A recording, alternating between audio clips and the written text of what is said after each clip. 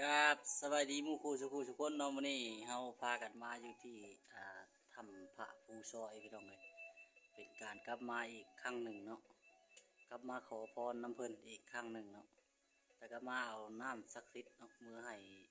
แม่กินพี่น้องมาขอน้ำศักดิ์สิทธิ์น้ำเพิ่นเนาะดีแท้แน่นอนล่ะพี่น้องเอ้ยเนาะตอนนี้เฮาอยู่ถ้ำบ่อน้ำศักดิ์สิทธิ์เนาะตอนอยู่กำลังอยู่ถ้ำบ่อน้ำศักดิ์สิทธิ์เนาะ เดี๋ยวเราจะพาทุกคนไปเบิ่งน้ำบ่อน้ำศักดิ์สิทธิ์เนาะมันจะเป็นอะไรเนาะน้ำนี้สามารถกินได้ทั้งฝนทั้งแล้งเนาะแล้วก็บ่มีแห้งแล้วก็บ่หลายแล้วก็บ่แห้งเนาะเอาพาทุกคนไปเบิ่งน้ำกันเลยเนาะไปเราจะให้ทุกคนเบิ่งทางรอบๆที่เข้ามาเนาะมันจะมีทางเลาะปากถ้ำเนาะนี่จะเป็นด้านขวาของปากถ้ำเนาะมันจะมีหินเป็นลักษณะแบบนี้เนาะสูงพี่เนาะสูงใหญ่เนาะ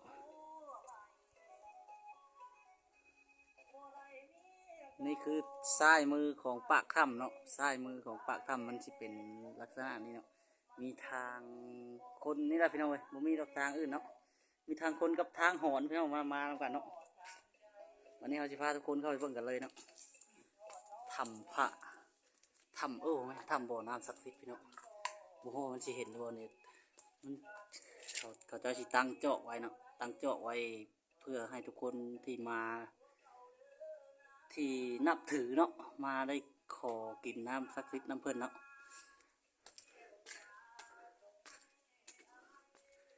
น้ำมันจะเป็นบ่อน้ำจะเป็นลักษณะแบบนี้เนาะนี่มันจะเป็นลักษณะแบบนี้เนาะบ่มีแห้งพี่น้องบ่มีแห้งแล้วก็บ่เดี๋ยวเราจะเปิดแผ่นให้ทุกคนเบิ่งเนาะนี่บ่มีแห้งพี่น้องบ่หลายช่ำนี่แต่กับบ่แห้งเนาะบ่อน้ำศักดิ์สิทธิ์พี่น้องเลยสาธุพี่น้องผู้ข้าได้กินเข้าไปแล้วขอให้สุขภาพแข็งแรงพี่น้องมันจะมีแบบนี้เนาะมีถ้ำมันเข้าไปลึกเข้าไปอีกพี่น้องพวกนะถ้ำพี่น้องเลยมันจะเป็นปากถ้ำมันจะเป็นอันนี้เนาะนี่ปลอดไฟพี่น้อง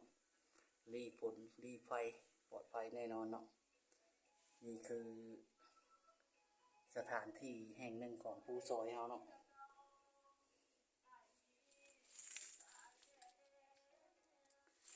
ฝาตะกดออกไป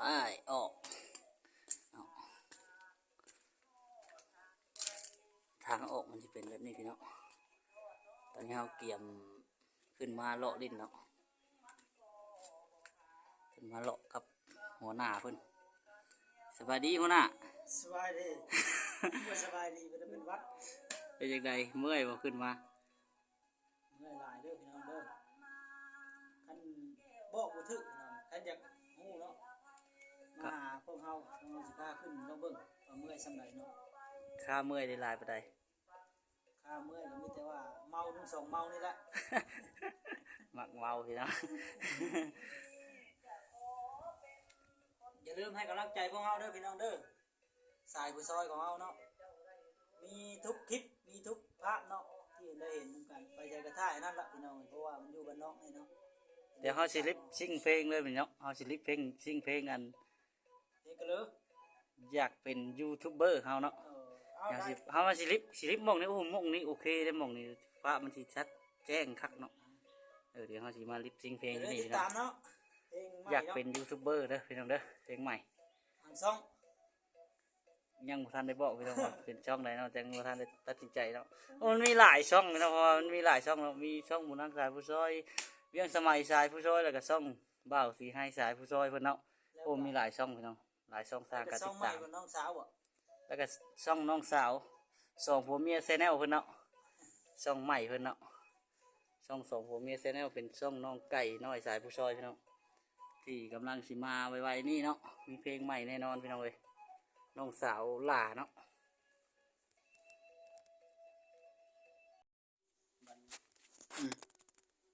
สบายดีทุกคนบ้านนี้เขาสิพาทุกคนไปเบิ่ง ไปชมธรรมชาติจากถ้ำพระภูซอยพี่น้องมันเป็นวัดเป็นของหมู่ฮานที่เคยมีแต่หมู่ฮานเนาะพี่น้องเนาะเอาสิพาทุกคนไปไหว้พระพี่น้องเลยไปนับกันเลย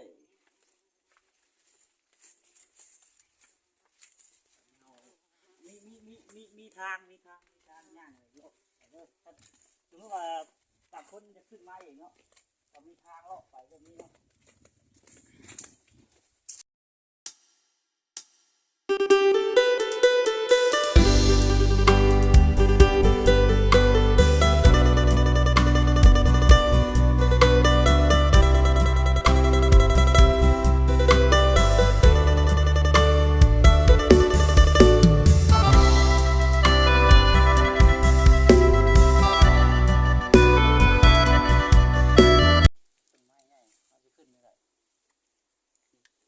ด้านบนมันจะเป็นถ้ำพระ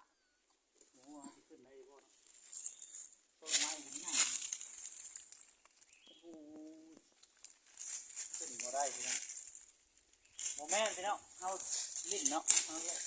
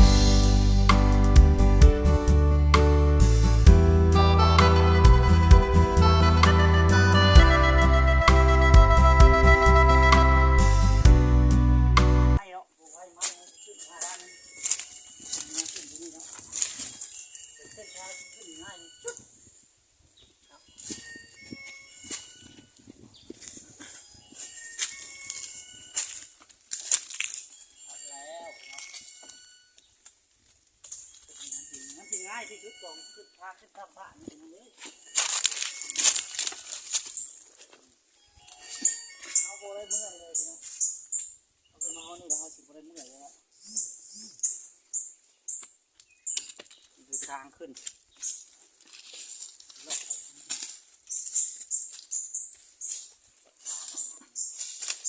เอาสิพาทุกคนไปถึงถ้ำพระเลย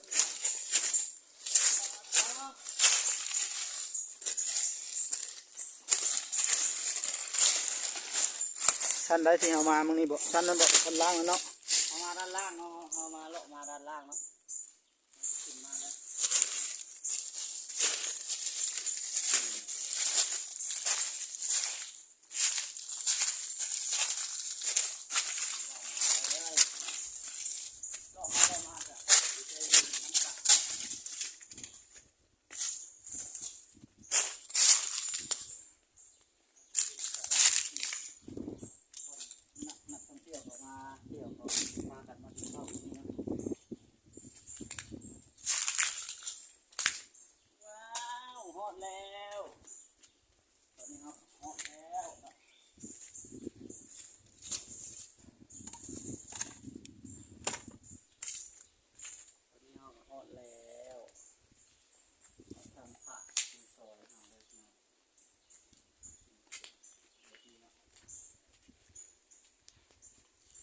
วัดป่าภูซอย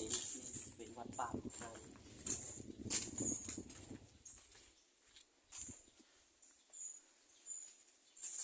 ตอนนี้เขาทำเป็นที่เรียบร้อยแล้วพี่น้องเดี๋ยวเขาสิ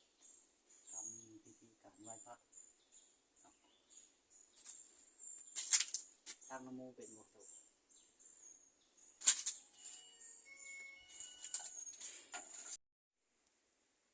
ตอนนี้เราก็อยู่ที่ทำพระพี่น้องเป็นการไหว้พระเป็นอันเสร็จสิ้นแล้วพี่น้องเนาะ